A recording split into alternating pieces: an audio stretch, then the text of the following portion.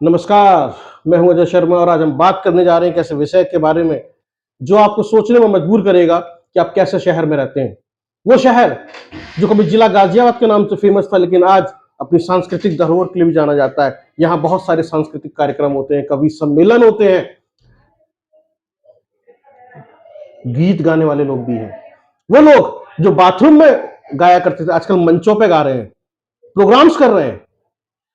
ये शहर साहित्य के लिए भी जाना जाता है। ऐसे ऐसे बहुत सारे लेखक हैं यहाँ पर जिन्होंने 10 किताबें, 20 किताबें लिख दी हैं। बहुत सारे प्रकाशन हाउस हैं यहाँ पर। उसी शहर के अंदर एक साहित्यकार थे, सेवाराम, जिन्हें सेवा कहा जाता था। डॉक्टर बीपी त्यागी की उनसे मुलाकात हुई थी और काफी लंबा समय उन्होंने गुजारा, और मैं उन्हीं से परिचर्चा करूंगा स्टेप बाय स्टेप। आखिरकार उनके निधन पर कोई भी सांसद या विधायक, मेयर या शहर के कमिश्नर या डीएम क्यों नहीं पहुंचे? डॉक्टर साहब, वो व्यक्ति जिसने गाजियाबाद के पहले एसएसपी के साथ रिक्शे में सफर किया हो। जी 1976 की मैं बात कर रहा हूं, 47 साल का गाजियाबाद हो गया। उस पर भी चर्चा करेंगे। कोई भी कार्यक्रम आयोजित नहीं किया गया। कैसे देखते हैं? सेवाराम चले गए, आपने समय गुजारा था। देखिए, जो ये क्षति है गाजियाबाद को यात्री जी के जाने से, उस क्षति को मैं अच्छी तरह जानता हूँ, कोई पूरी नहीं कर पाएगा। जो उनका विजन था, जो उनका विचार था देश के लिए, और जो उनको साहित्य में सम्मान मिला है, ये गाजियाबाद के लिए बहुत बड़ी बात थी। लेकिन कल वो चले गए और उनके जाने के बाद जो मंजर देखा गया वो इतना खतरनाक था कि जितने भी हमारे जनप्रतिनिधि हैं या जो एडमिनिस्ट्रेशन है, वो बिल्कुल आंखों पे पट्टी बांधकर सोता रहा। सब अखबारों में निकला, हर एक के पास सूचना पहुंची कि अब चेहरा यात्री जी नहीं है। लेकिन उसके बावजूद भी ये जो चीजें देखने को मिली हैं, ये बहुत ही खतरनाक मोड़ है इस गाजियाबाद की राजनीति का। और अगर ऐसा ही चलता रहेगा तो ये सब जितने भी हमारे साहित्य हैं, जितने भी एजुकेशनिस्ट हैं, वो अगर उनको कोई भाव नहीं दिया जाएगा तो फिर आगे की जनरेशन पे क्या इम्पैक्ट पड़ेगा। जो इससे एक बात समझ में आती है डॉक्टर साहब, गाजियाबाद के पॉलिटिशियन साहित्य प्रेमी नहीं है, कला प्रेमी नहीं है, लेकिन यहाँ पर तो कवि सम्मेलन भी होते हैं। तो कवि सम्मेलन किस लिए होते हैं, क्यों होते हैं, क्या रीजन है?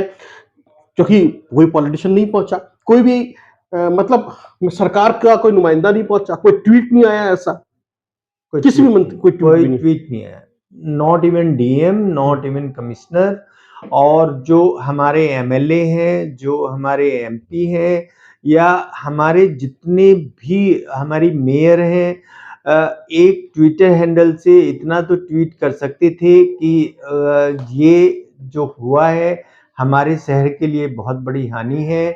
लेकिन किसी का भी इस बारे में ट्वीट ना आना, जो एक ऐसे आदमी थे, ऐसे साहित्यकार थे कि उन्होंने कभी किसी की आलोचना नहीं की, ना तो किसी पार्टी पॉलिटिक्स में वो रहे, ना उन्होंने किसी की आलोचना अदरवाइज की, किसी भी समाज की। उनका सिर्फ एक ही काम था कि हमारा समाज, हमारे बच्चे कैसे सुधर सकते हैं। इस पे वो 200 से ज़्यादा किताबें लिखते हैं, हजारों उनके इस तरह के आर्टिकल्स हैं, इंटरनेशनल और जो हमारे नेशनल पब्लिकेशंस हैं, सब लोग उसको जानते हैं। और जानते हुए अगर हम अपनी आंखों पे पट्टी बांधते हैं तो ये बहुत ही शर्मिंदगी की बात है। मैं तो इसको ये कहूँगा कि आज की तारीख में अगर सब ऐसे ही करेंगे तो फिर जो हमारी जनरेशन है उसके ऊपर बहुत बड़ा इम्पैक्ट पड़ने वाला है आने वाले समय में, क्योंकि वो उनको फॉलो करेंगे। जी, बहुत बड़ी बात आपने कही है डॉक्टर साहब। उनका जाना सांस्कृतिक रूप से, सामाजिक रूप से और साहित्यिक रूप से बहुत बड़ी क्षति है।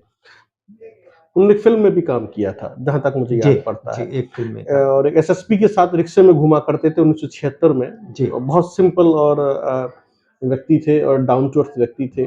मुझे बड़ा दुख हुआ जब वो चले गए। उनके पुत्र हैं आलोक यात्री, जी, उनको बहुत गहरा सदमा लगा। वो भी एक अच्छे साहित्यकार हैं और कवि हैं आलोक जी, यात्री भी।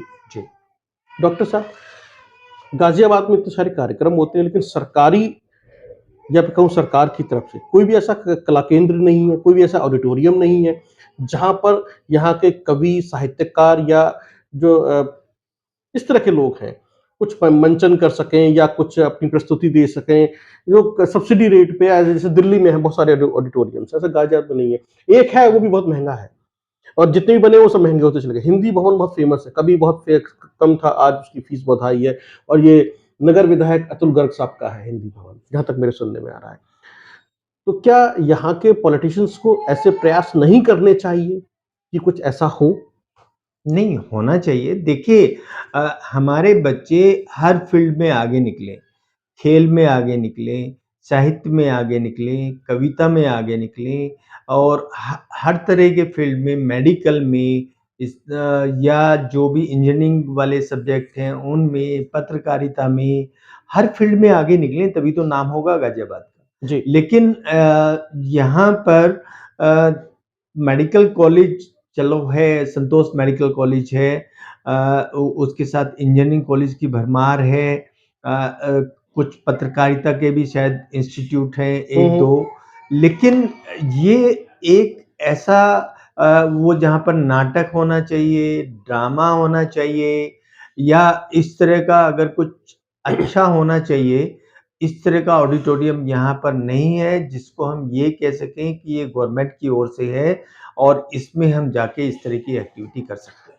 ये सवाल इसलिए उठा है दर्शकों, क्योंकि जब इस शहर के अंदर जो लोग सांस्कृतिक कार्यक्रम आयोजित करते हैं, किसी भी रूप में करते हो, चाहे साहित्यिक हो या सांस्कृतिक हो या कवि सम्मेलन हो या छोटे-मोटे इवेंट्स हो, उसके लिए उनको चंदा इकट्ठा करना पड़ता है। लोग बस जाते हैं कि चंदा दीजिए हमें, जिससे हम ये प्रोग्राम आयोजित कर सकें। यदि ये सुविधाएँ इनको कम रेट पे मिलेंगी, सब्सिडी रेट पे मिलेंगी, तो शायद उन्हें चंदा माँगने की ज़रूरत ना पड़े। इस तरह जी, की चीज़ें भी हो सकती हैं और जो शहर जितना सांस्कृतिक रूप से समृद्ध होता है, वो उतना ही सभ्य माना जाता है, उतना ही बुद्धिजीवी माना जाता है। तो आखिरकार किस तरह के शहर में रह रहे हैं आप, जहाँ पर एक इतना बड़ा नाम साहित्य जगत के अंदर एक हस्ताक्षर या गाज़ियाबाद का हस्ताक्षर चला जाता है, मैंने गाज़ियाबाद का हस्ताक्षर कहा है, वो यदि चला जाता है और कहीं भी कोई सुगबुगाहट नहीं होती, कोई हलचल नहीं होती, कोई ट्वीट नहीं आता, कोई नहीं पहुँचता, ये आपके लिए सोचने वाली बात है। आपको सोचना होगा, आखिरकार किस तरह के शहर में रह रहे हैं आप? क्या सिर्फ़ ये शहर पैसा कमाने की जगह है या फिर जीने की जगह है? कैसा लाइफ़स्टाइल चाहिए आपको? जी। बहुत-बहुत धन्यवाद। डॉक्टर साहब, आपने हमसे बातचीत की और इतने संजीदा सब्जेक्ट पर आपने हमसे बातचीत की। सोचिए, किस तरह के शहर गाज़ियाबाद में आप रह रहे हैं।